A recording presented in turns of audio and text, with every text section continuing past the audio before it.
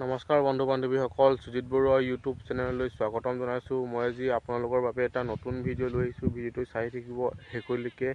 আমাৰ ইয়াত যিহেতু বনৰীয়া হাতী ওলাই আছে গম পাই, মানে সেইকাৰণে আমাৰ পথাৰত হাতীয়ে ধান খালে, তাকে কিমান ধান খালে চাবলৈ আহিছোঁ।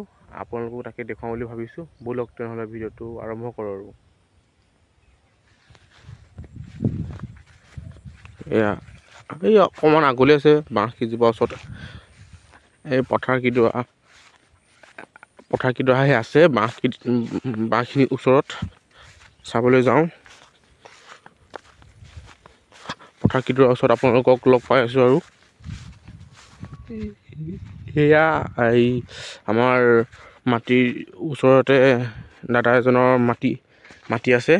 সেয়া এই মানে হাতীৰ কাৰণে খেতি কৰিব নোৱাৰিতো, সেইকাৰণে ট্ৰেক্টৰে ডিছ মাৰি বিজন এয়া বাগান খুলিব চাগে। ডিছ মাৰি থৈ দিছে, অহা বছৰমানকৈ বাগান খুলিব চাগে। এয়া ডিছ মাৰি থৈ দিছে আৰু উপায় নাই ন, কি কৰিব আৰু। ধান খেতি কৰিব নোৱাৰে যেতিয়া মাটিকেইডৰা এনেই পৰি আছে, সেইকাৰণে মানে বাগান খোলাই সিদ্ধান্ত লৈছে চাগে। অহা বছৰমানকৈ বাগান পুলি লগোৱাত দেখিম আৰু।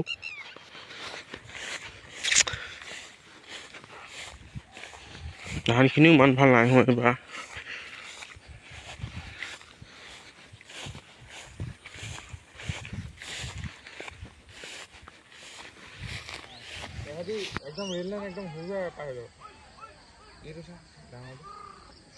এই হাতীখিনি ধান খেতি খাই ৰাইজসকলৰ নষ্ট কৰি পেলাইছে।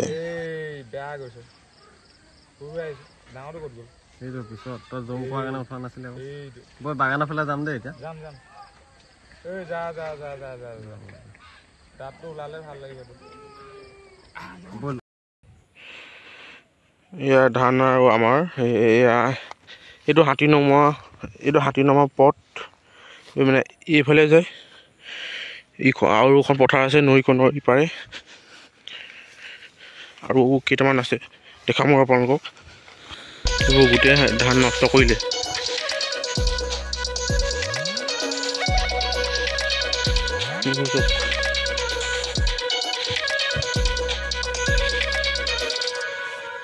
গোটেই ধান ফেনেকি বিচন সেইবোৰ নষ্ট কৰিলে।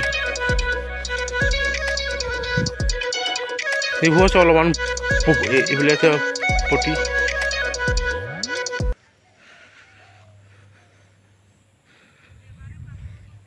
ডাউনীয়ে ধান দাই আছে। আৰু ধান চালোঁ, বেয়া কৰিলে হাতীয়ে অলপমান, তাকে কি কৰিব উপায়তো নাই। সেইকাৰণে সেইবোৰ বেয়া কৰিলে, এইবোৰ হাতী অহা যোৱা কৰা পতি, এইবোৰ অহা যোৱা কৰা পতিৰ কাৰণে ইমান ধান খোৱা নাই পিছে, তেওঁ নষ্ট কৰিলে, খোৱাতকৈ বেছি নষ্ট কৰে সেইবোৰ পতি। চক হাতী অহা যোৱা কৰা নাই, এতিয়া খাই বৈ ধানো এদাই হ'ল যে, সেইকাৰণে গিবনলৈ গ'লগৈ বুলি কোৱা শুনিছোঁ বাৰু। সেয়া আৰু কি কৰিব উপায়তো নাই।